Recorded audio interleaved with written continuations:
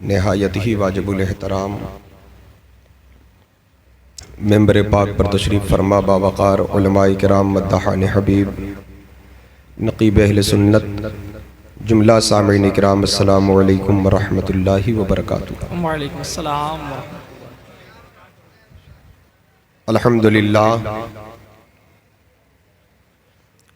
للہ رب العالمین والعاقبۃ للمتقین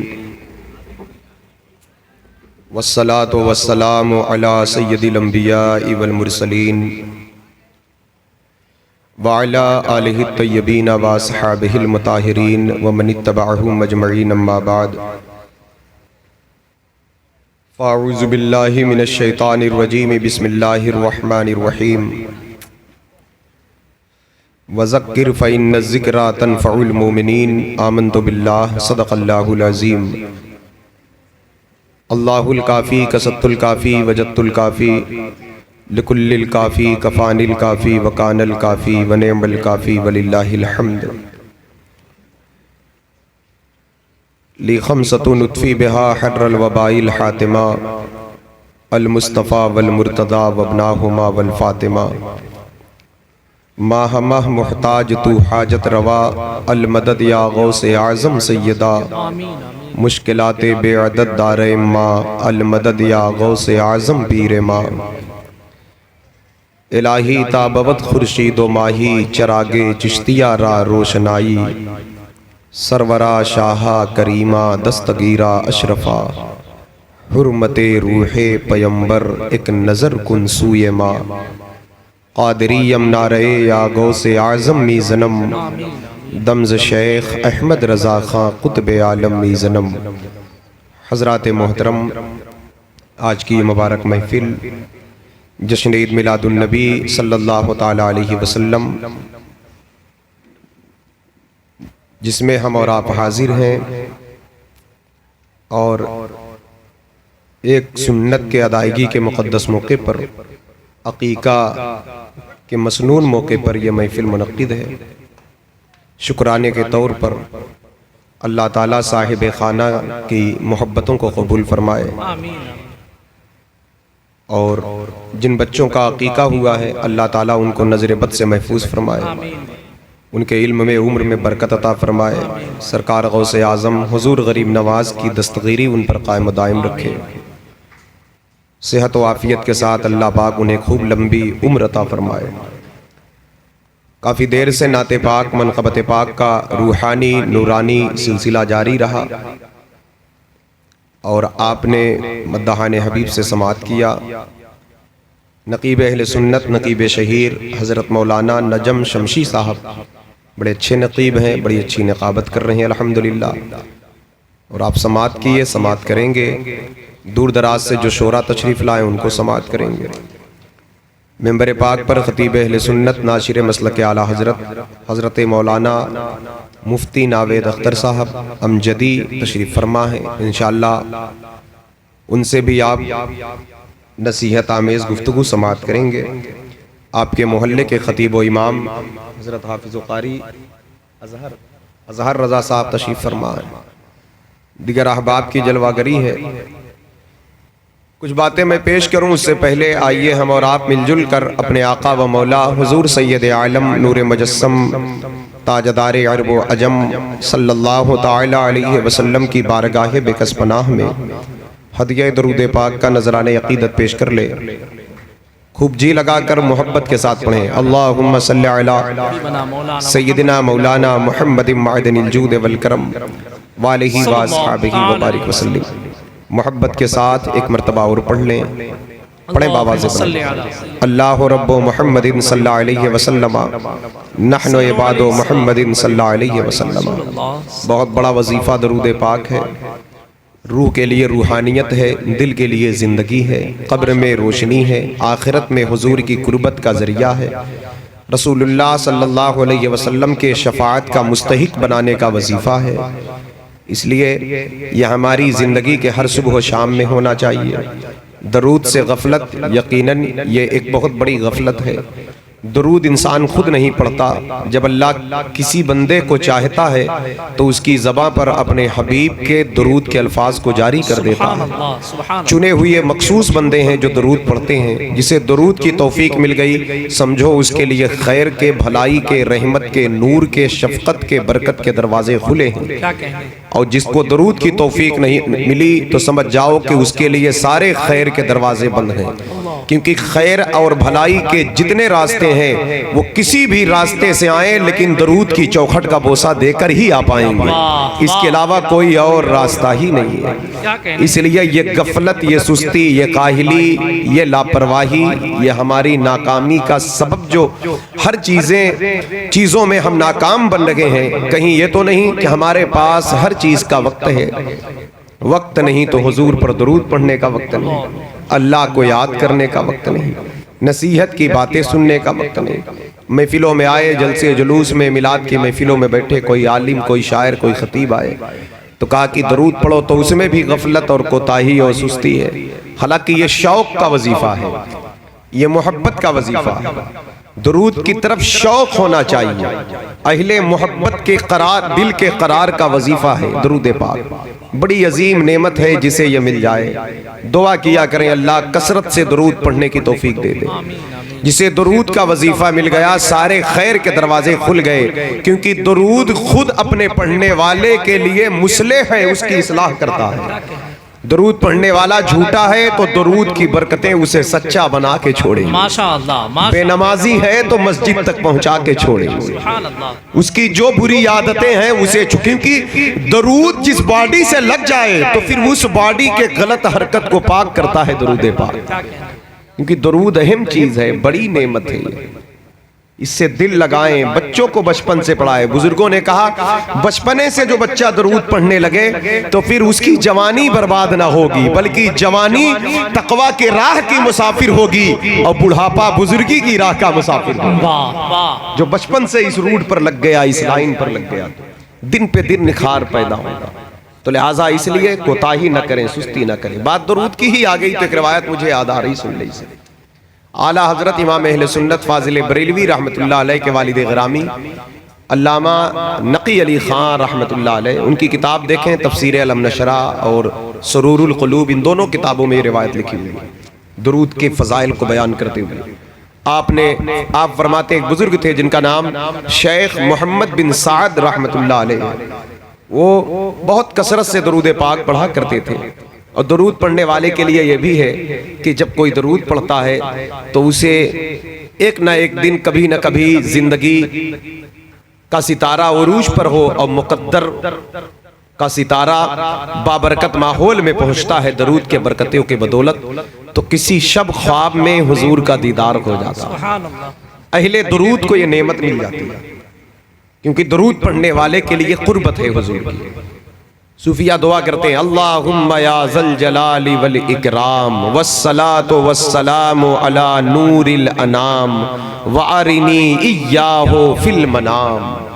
اے ہمارے پروردگار، اے برتر بزرگ و بالا، اے کائنات کے پالنہار، یا ذل جلال والاکرام، اے عزت والے، عظمت والے، جلال والے، بزرگی والے، خوب خوب درود و سلام ہو تیرے محبوب نبی کریم صلی اللہ علیہ وسلم پر جو کائنات کے رسول ہیں، اور ایسا درود نازل فرما حضور کی ذات پر کہ کسی رات نیند میں ہم حضور کا دیدار کر لیں۔ وَارِنِي إِيَّاهُ فِي الْمَنَامِ، ہم سو رہے ہوں اور ہماری آنکھیں تو بند ہوں لیکن ہماری روح دیدار مصطفیٰ کر رہی ہے۔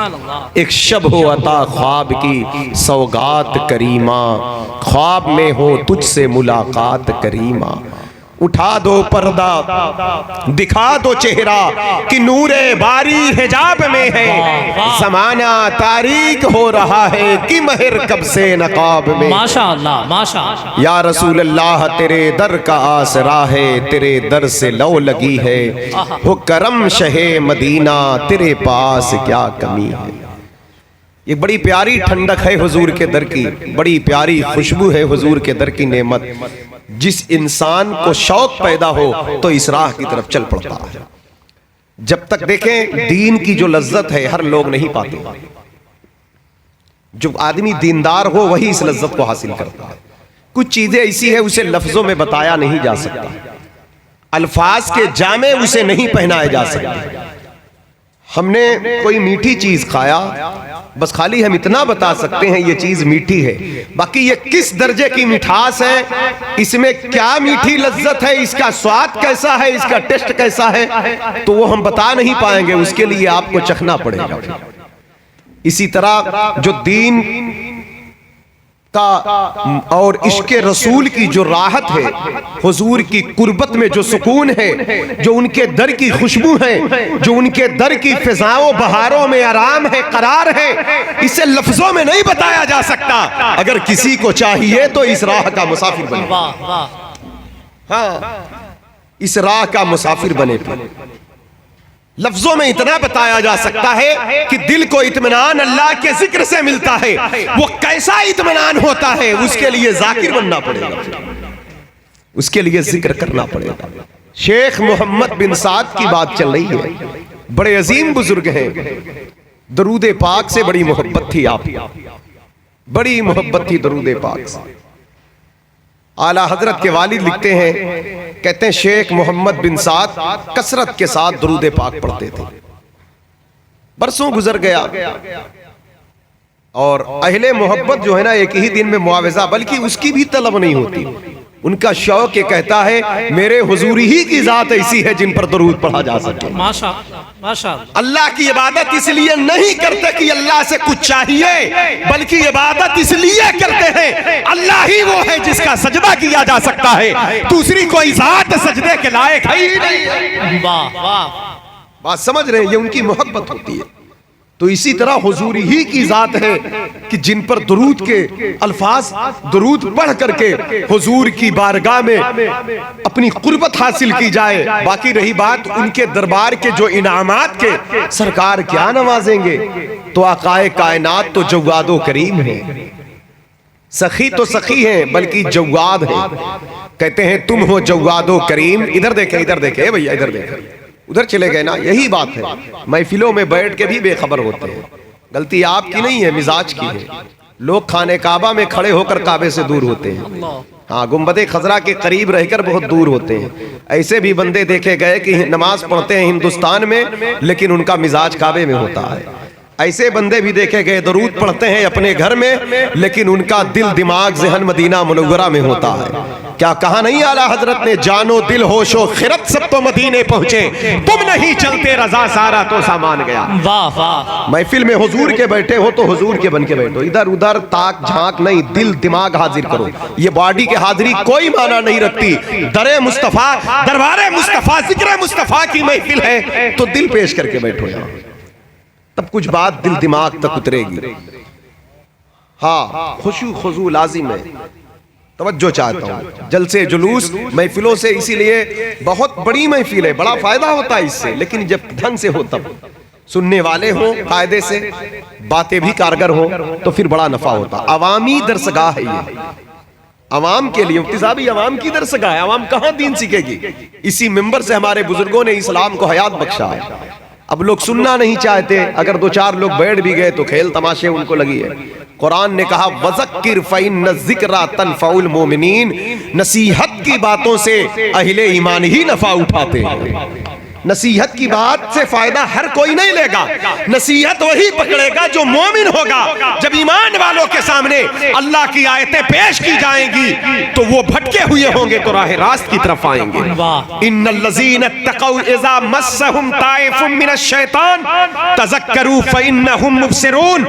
جب اہل ایمان پر شیطان اٹیک کرتا ہے تو اللہ کی آیتیں ان کو ایسے جھنجھوڑتی ہیں کہ ان کی آنکھیں کھل جایا کرتی ہیں. لیکن حضرات گرامی, ہم تو آیتوں کو سننا نہیں چاہتے, کوئی بات پکڑنا نہیں چاہتے. جب سمجھیں گے آپ کوئی بات, جب دل دماغ سے سنیں گے تو پھر یقین جانے تو پھر وہ ساری باتیں سمجھ میں آتی. اب ایگزام چل رہا تھا, ایک رپورٹ آئی تھی ایک بچے کی, رات بھر رو رہا تھا. باپ نے کہا بیٹے روتے کیوں ہو؟ کہا ابو کل فلاں سبجیکٹ کا پیپر ہے, اس میں سے مجھے کچھ یاد نہیں ہے, میں کیا لکھوں گا, میں اس لیے رو رہا ہوں. جس سبجیکٹ کا ایگزام ہے کل, اس کا کچھ مجھے یاد نہیں ہے. یہ سن کر باپ رونے لگا. کہا ابو جان میں تو آپ کو اس لیے بتایا شاید آپ کو انتظام کریں, اب آپ خود رو رہے ہیں, یہ رونے کی کیا وجہ ہے؟ کہا بیٹے ایک دن کے سبجیکٹ کے پرچے کے کا جواب تیرے پاس نہیں ہے تو تو رو رہا ہے. میں تو اس لیے فکر مند ہوں, میں کیوں نہ روؤں. میری عمر تقریباً 55 سال ہو گئی ہے اور ابھی اللہ جب تک چاہے میں زندہ رہوں گا. پوری زندگی کے ہر دن ہر رات کا حساب اللہ کی عدالت میں دینا ہے, ہر سانس کا حساب اللہ کی عدالت میں دینا ہے. جب ایک دنیا کا پرچہ تجھے جھنجھوڑ رہا ہے میرے سامنے, تو قیامت کے دن میری پوری زندگی کے پرچے ہوں گے, میں کیسے اللہ کی عدالت میں حاضر ہوں. ایمان والے فکر آخرت کرتے ہیں, اور یہ جو دنیا کی زندگی ہے نا, یہی زندگی فیصلہ کرتی ہے کہ آخرت کہاں جا رہی ہے.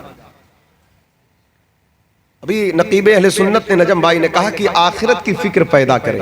یقیناً دین کی جو باتیں ہیں وہ صرف آخرت نہیں بناتی, وہ دنیا بھی بناتی ہے. آخرت بنتی ہی تب ہے جب دنیا بہتر ہو. کیا کہنے ربنا آتنا فی الدنیا حسنتا وفی الآخرت حسنتا وقنا عذاب النار. دعا ہی مانگی گئی آقا کائنات نے, جو تعلیم دیا, جو دعا قرآن میں ہے. قرآن میں مختلف انبیاء کی دعائیں ہیں. رب انی مغلوب فانتصر, نوح علیہ السلام کی دعا ہے. رب انی مسنی الضر وانت ارحم الراحمین, حضرت ایوب علیہ السلام کی دعا ہے. ربنا حب لنا من ازواجنا وذریاتنا قرۃ اعین واجعلنا للمتقین اماما, حضرت ابراہیم علیہ السلام کی دعا ہے. رب حب لی من لدنک ذریۃ طیبۃ انک سمیع الدعاء, حضرت زکریا علیہ السلام کی دعا ہے. ربنا ظلمنا انفسنا, حضرت آدم کی دعا ہے. لا الہ الا انت سبحانک انی کنت من الظالمین, حضرت یونس علیہ السلام. اسی طرح مختلف انبیاء کی دعائیں قرآن مجید میں, مختلف نبیوں کی دعا ہے, اور سب میں بھلائی مانگی گئی, خیر مانگی گئی. نبیوں نے اپنے اپنے انداز میں اپنے رب کو پکارا. لیکن میرے سرکار کا جو انداز ہے, ایک آیت ایسی ہے جس کو دعائے مصطفیٰ کہا جاتا ہے. تمام نبیوں کی دعا بہت بڑی ہے, اور پھر میرے حضور تو سب میں بڑے ہیں, تو میرے حضور کی دعا سب سے بڑی ہے. ربنا آتنا فی الدنیا حسنتا وفی الآخرت حسنتا وقنا عذاب النار. اے ہمارے رب ہماری دنیا بہتر کر دے. اب اس ایک جملے میں کچھ بچا پھر آپ کے لیے. دنیا کی کیا چاہیے آپ کو؟ دنیا میں کیا چاہیے بولو؟ دنیا میں کیا چاہیے؟ مکان چاہیے, گاڑی چاہیے, بینک بیلنس چاہیے, کھیت چاہیے, کھلیان چاہیے, بزنس چاہیے, سروس چاہیے, شہرت چاہیے, عزت چاہیے, مقبولیت چاہیے. جتنے میں آپ کی عافیت ہے, اگر آپ نے رب سے مانگا ہے تو اللہ دے دے گا اتنا. کیا کہنے, مگر آپ کے مزاج کے مطابق نہیں, اپنی مرضی کے مطابق دے دے. کیونکہ آپ کے مزاج کے مطابق دے دے تو بگڑ سکتے ہو, اپنی مرضی کے مطابق دے گا تو اتنا ہی دے گا جتنے میں دنیا بہتر رہے. کیا کہنے دنیا, کیونکہ دنیا کی بہتری کہاں ہے وہ اگلی آیت ہے. وفی الآخرت حسنہ, اے اللہ اور ہماری آخرت بہتر کر دے. اب آخرت کے بہتر کے لیے شراب سے بچنا ضروری ہے, جوا سے بچنا ضروری ہے, چوری سے بچنا ضروری ہے, عیاشی سے بچنا ضروری ہے, نام و نمود سے بچنا ضروری ہے, تکبر سے بچنا ضروری ہے. تو اللہ دنیا بہتر دے گا, اتنا ہی دے گا جتنے میں عیاشی نہ ہو, کیونکہ آخرت بھی تو بہتر بنا. کیا کہنے تو یہ دنیا جو ہے, یہ آخرت, یہ دنیا بناتی ہے. پھر کہا وقنا عذاب النار. تو یہ دنیا کی زندگی بتاتی ہے. بہت امیر ہے, بظاہر لوگوں کو لگ رہا ہے کہ بہت اچھی دنیا ہے, لیکن یہ دنیا اچھی نہیں ہے اگر وہ عیاشی کے اڈے کی زینت بنائے. اگر وہ تکبر غرور میں مبتلا ہے تو پھر یہ دنیا اچھی نہیں ہے. پھر یہ دنیا کی زندگی فیصلہ کرتی ہے آخرت کہاں جا رہی ہے. یہ دنیا کی زندگی فیصلہ کرتی ہے. لوگوں کا طور طریقہ, اٹھنا بیٹھنا, کھانا پینا, لباس, مزاج, چلنا پھرنا, یہی بتاتا ہے آخرت کہاں جا رہی ہے. اور جو لوگ بے فکر ہو جاتے ہیں آخرت سے تو پھر ان کو آزاد چھوڑ دیا جاتا ہے. جاؤ پھر 25-50 سال کی زندگی کب تک رہیں گے؟ کبھی سوچتے ہیں, کبھی خیال آیا دنیا میں کون کب تک رہے گا؟ سال کی برکت ختم ہو گئی ہے. یوں رمضان گیا یوں آیا, محرم گیا یوں آیا, عید گئی وہ آئی. دیکھ رہے ہیں بھائی, میری عمر آپ لوگ سے کم ہے. دیکھیں چچا بیٹھے ہیں, بزرگ آدمی 60 سال 65 سال کے اوپر ہیں. ہم لوگ تو ابھی 40 سال کے پیٹ میں. ہم لوگوں کے بچپنے میں یہ وقت اتنی تیزی سے نہیں گزرتا تھا جتنی جلدی اب گزر رہا ہے. یہ قیامت کے آثار نشانی ہے. تو اگر 60-70 سال کی زندگی مل رہی ہے تو دیکھتے دیکھتے کھیلتے کودتے وقت گزر جائے گا. پھر ہم قبر کی خوراک ہیں, مٹی کی خوراک ہیں. اس کی تیاری لازم ہے میرے بھائی. اس کے لیے صحت عقائد کے ساتھ ساتھ اچھے اعمال کی ضرورت ہے. آخرت کوئی بھولنے کی چیز نہیں. ایک بات میں اور آپ کو بتا دوں, کہا گیا ایمان لاؤ اللہ پر, اس کے رسول پر. ہر چیز کہا نا الذین یؤمنون بالغیب, غیب پر ایمان لاؤ. وہ غیب کیا ہے؟ اللہ پر ایمان لاؤ, اللہ کے رسول پر ایمان لاؤ, اللہ کی کتابوں پر ایمان لاؤ. والذین یؤمنون بما انزل الیک وما انزل من قبلک, جو اس نے پہلے نازل کیا اور جو حضور پر نازل کیا ان کتابوں پر ایمان لاؤ, نبیوں پر ایمان لاؤ. ساری چیزیں پہ کہا ایمان لاؤ, بغیر دیکھے لاؤ, غیب پر لاؤ. لیکن جب بات آخرت کی تو پھر ہلا دیا, کہا وبالآخرۃ ھم یوقنون. آخرت پر صرف ایمان ہی نہیں, آخرت کے دن پر یقین رکھو. کیا کہنے. بات کیا ہے بھائی؟ ایمان لاؤ آخرت پر. کہا آخرت پر ایمان لاؤ, بات ہو جاتی. دیکھیں ایمان بغیر دیکھے لایا جاتا ہے. حضور نے کہا ہم نے مان لیا, نبیوں نے کہا, رسولوں نے کہا, اولیاء نے کہا, علماء نے کہا ہم ایمان لائے اللہ پر, اس کے رسول پر. ایک دیکھنے والے کا کہا مان لیا, بن دیکھے تجھے ہم نے خدا مان لیا. بس سنا, سچا آدمی تھا, مفتی صاحب ہیں سچے آدمی ہیں, کچھ بتا دیے ہم مان لیا مفتی صاحب سچے آدمی ہیں, امام صاحب ہیں, مولانا صاحب ہیں سچے آدمی ہیں, نجم بھائی ہیں, یہ کبھی جھوٹ نہیں بولے, تو یہ جو بولیں گے سچ ہی بولیں گے نا بھائی. امام صاحب ہیں, قاری صاحب ہیں, مفتی صاحب ہیں, مولانا صاحب ہیں, اعتبار رکھنا ہے. انہوں نے کہا شہر میں ایسا حادثہ ہو گیا, فلاں نے فلاں کو یہ کہا. ہم نے کہا بھائی وہ تو جھوٹے نہیں, مان لیا. اس کو کہتے ہیں ایمان. کسی نے کہا, کسی سچے نے کہا, ہم مان لیا. لیکن یقین کسے کہتے ہیں؟ یقین کسی کہنے پر مانا نہیں جاتا. یقین تب ہوتا ہے جب کوئی چیز دیکھ لو. یقین مشاہدے سے ہوتا ہے. آپ میرے سامنے بیٹھے ہیں, یقین ہے. میں آپ کے سامنے بیٹھا ہوں, آپ مجھے دیکھ رہے ہیں, یقین ہے یہ. لیکن ہم دونوں یہاں ہیں, کوئی جا کر کسی کو بتائے وہ لوگ وہاں موجود ہیں تو وہ مان لے, تو اسے کہتے ہیں ایمان. لیکن یہاں ہم بیٹھے ہیں, جو دیکھ رہا ہے یقین ہے. تو جب بات اللہ رسول کے ماننے کی آئی تو کہا ایمان لاؤ, بات آخرت کی آئی تو کہا یقین رکھو. کیونکہ جو ایمان لائے ہو یہ ایمان اتنا کامل اس کو بناؤ کہ آخرت کے دن پر یقین ہو جائے, کیونکہ یقیناً قیامت کا فیصلہ پر حق ہے. قیامت کے دن پر جب یقین رکھو گے تو ڈر جاؤ گے اللہ سے. پھر یہ زندگی آزاد نہیں ہوگی.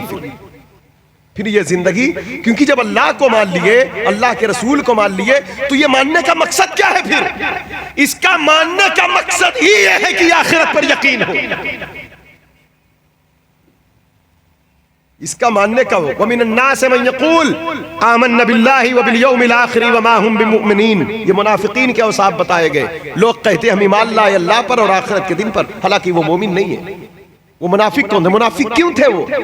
کیوں حضور کی بارگاہ میں آ کر وہ کہتے تھے ہم آپ کے ساتھ ہیں, مگر جب پیچھے ہٹتے تو حضور کے خلاف بکواس کرتے تھے, انکار کرتے تھے. اللہ نے ان کے دل کی, ان کی جاسوسی, ان کے گناونے کرتوت کو کھول دیا, کیونکہ انہوں نے کہا تھا میں نے حضور کو مانا ہے. لیکن اگر دل سے مان لیتے تو تب آخرت پر یقین ہو جاتا, کیونکہ وہ سمجھ رہے تھے یہ زندگی ہے جیسے چاہو فراٹ کر لو. اگر آخرت پر یقین ہو جاتا کہ آخرت اللہ کی عدالت کا دن ہے, حضور کے شفاعت کا دن ہے, تو وہ جان دے دیتے حضور کے خلاف کبھی نہ باتیں کرتے. اسی مفہوم کو اعلیٰ حضرت نے اٹھایا تو یوں کہا کہ آج لے ان کی پناہ, آج مدد مانگ ان سے, پھر نہ مانیں گے قیامت میں اگر مانیں گے.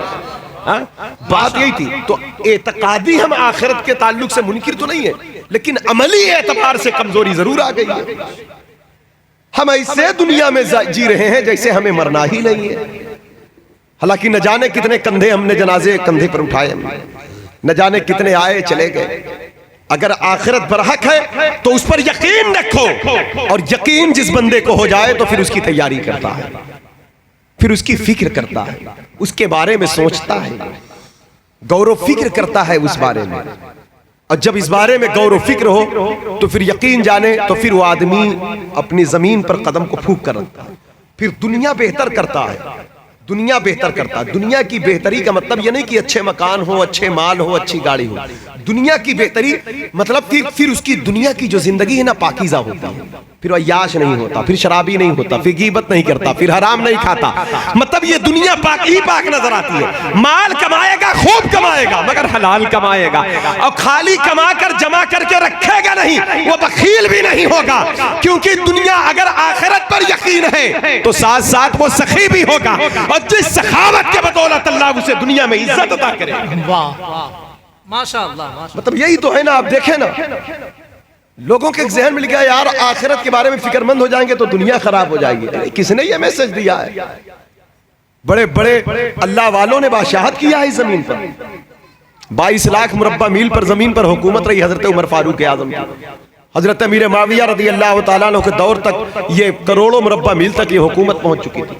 آپ حضرت عمر بن عبدالعزیز کو دیکھیں، آپ سلطان نور الدین جنگی کو دیکھیں، محمود غزنوی کو دیکھیں، سلطان صلاح الدین ایوبی کو دیکھیں. حضرات گرامی وقار اسی طرح آپ تاریخ اسلام کو کھنگالیں. دنیا حاصل کرنا منع نہیں ہے، ہاں دنیا تباہ اس کی ہے جو آخرت کو بھول کر دنیا کے چکر میں پڑ جاتا ہے. اگر آخرت کی فکر کے ساتھ، یہی تو کامیابی ہے، رہنا اس دنیا میں ہے، اس دنیا میں رہ کر اس دنیا کی فکر کرنا ہے، اس دنیا کی فکر کرنا ہے. تو جب اس دنیا کی فکر اس دنیا میں آ جاتی ہے تو پھر اس کی برکت سے یہ دنیا بھی عزت والی ہو جاتی ہے. بھائی کسی شرابی کی کوئی عزت کرتا ہے، کسی حرام خور کو کوئی قدر کی نگاہ سے دیکھتا ہے، کسی جھوٹے فریبی فراٹ کو انسان. ہاں یہ الگ بات ہے کہ وہ اپنی طاقت کے بنا پر وقتی جملے اس کے لیے بول دیے جائیں، لیکن وہ دل میں کسی کے جگہ نہیں پاتا ہے. اس کے محلوں میں کام کرنے والے بھی ایک مطلب سے لگے ہیں، باقی اس کے دل میں اس کی کوئی قدر نہیں. یار یہ مکار آدمی ہے، سمجھ رہے ہیں؟ تو اسلام جس دنیا کی بات کر رہا ہے، بندہ حاضر ہو یا غیر حاضر ہو، اس کے چاہنے والے اسے خیر سے یاد کرتے ہیں، اس کی عزت کی بات کرتے ہیں، کیونکہ جب اللہ کی طرف سے عزت آتی ہے. لیکن آج ہم ذلیل و خوار ہوئے، ہم رسوا ہوئے، در مصطفیٰ سے ہمارا تعلق ٹوٹا، ہمارے دل سے حضور کی یاد نکلتی جا رہی ہے. لیکن ہمیں اس کی تیاری کرنا، ہمیں آپ کی توجہ کا طلبگار ہونا. میں ایک بزرگ کی بات کر رہا تھا، حضرت شیخ محمد بن سعد. ہم کیا سمجھتے ہیں؟ فیضان کم ہو گیا ہے، برکتیں کم ہو گئی ہیں، اذان کی روحانیت کمزور پڑ گئی ہے، مسجد کے سجدے پہ نور ہو گئے ہیں. یہ ہماری اپنی فیلنگ ہے، یہ ہمارا کردار میں کمزوری ہے. اللہ کی شان وہی تھی، ہے، رہے گی. قرآن کی تلاوت کا فیض تھا، ہے، رہے گا. دعاؤں کے اثرات تھے، ہیں، رہیں گے. لیکن کوئی بندہ ہو اللہ کی راہ پہ چلنے والا، کوئی بندہ ہو اللہ سے محبت کرنے والا، اللہ کے حبیب سے محبت کرنے والا. آج بھی لوگ جو جڑ جاتے ہیں دین سے تو ان کی زندگی میں انقلاب آتا ہے، ان کی نسلوں میں دین کی روشنی پھلتی پھولتی ہے. شیخ محمد بن سعد گمنام آدمی، کوئی مالدار نہیں، کوئی بہت بڑے گھر کے نہیں، کوئی بہت بڑے باپ کے بیٹے بھی نہیں تھے. زمانہ سو رہا ہوتا، تہجد کی گھڑیوں میں اٹھتے، دربار مصطفیٰ کی طرف لو لگا کر کرتے، کہتے اللہم صلی علی سیدنا محمد، حضور پر درود پڑھتے. گزر گئے سالوں، ایک دن سو رہے تھے، خواب میں سرکار تشریف لائے. سبحان اللہ، سبحان اللہ، سبحان اللہ. محبت سے بولے سبحان اللہ. خواب میں سرکار تشریف لائے، کہا اے محمد بن سعد میرے قریب. آپ کہتے میں اٹھا، میں حضور کے قدموں پہ جھکا، سرکار نے مجھے پکڑ لیا اور کہا کہ میں آج تیرے اس منہ کو بوسا دوں گا جس منہ سے تو مجھ پر درود پڑھتا. سبحان اللہ، سبحان اللہ. اگر اس حقیقت کو کوئی جانتا ہے تو پھر یہ کوئی معمولی بات نہیں تھی. رضا کسی سگے طیبہ کا پاؤں بھی چومے، تم اور آہ اتنا دماغ لے کے چلے. کسی مدینے کے کتے کا قدم چومنے کو مل جائے تو یہ عقل مندوں کا کام. کیا کہنے. اور خود حضور کہیں میں تیرے اس لب کو چوموں گا جس منہ سے تو مجھ پر درود پڑھتا ہے. جن کے شہر کی خاک مل جائے تو انسان آنکھوں کا سرما بنا لے. اگر وہ کہیں میں تیرے منہ کو چوموں گا، وہ کہتے ہیں شیخ محمد بن سعد میں شرما گیا. میں نے کہا سرکار میرے منہ تو اس لائق نہیں کہ آپ اسے بوسا دیں. تو کہتے نہیں تو مجھ پر درود پڑھتا ہے، تو مجھ پر درود پڑھنے والوں کے بڑے اعزاز ہیں. سرکار غوث اعظم کا فرمان دیکھیں، انوار البشارہ آپ نے جو درود شریف لکھا ہے اس میں آپ نے ایک روایت کو اسی طرح کوٹ فرمایا. آپ کہتے ہیں معراج کی رات جب حضور اللہ کی بارگاہ میں پہنچے تو کہا محبوب یہ کائنات کس کے لیے ہے؟ میں نے کس کے لیے بنایا؟ تو کہا مولا یہ میرے لیے ہے۔ کہا یہ زمین، یہ آسمان، یہ چاند، یہ سورج، یہ ستارے، یہ سب کس کے لیے ہے؟ کہا مولا یہ سب میرے لیے ہے۔ پھر رب نے پوچھا کہ محبوب آپ کس کے لیے ہو؟ کہا مولا میں تیرے لیے، میں تیرے لیے۔ یہ ساری کائنات حضور نے کہا مولا تو میرے لیے بنایا۔ پھر رب نے کہا محبوب آپ کس کے لیے ہو؟ کہا میرے پروردگار، میرے معبود میں تیرے لیے ہوں۔ پھر اللہ نے پوچھا میرے محبوب یہ بتاؤ میں کس کے لیے؟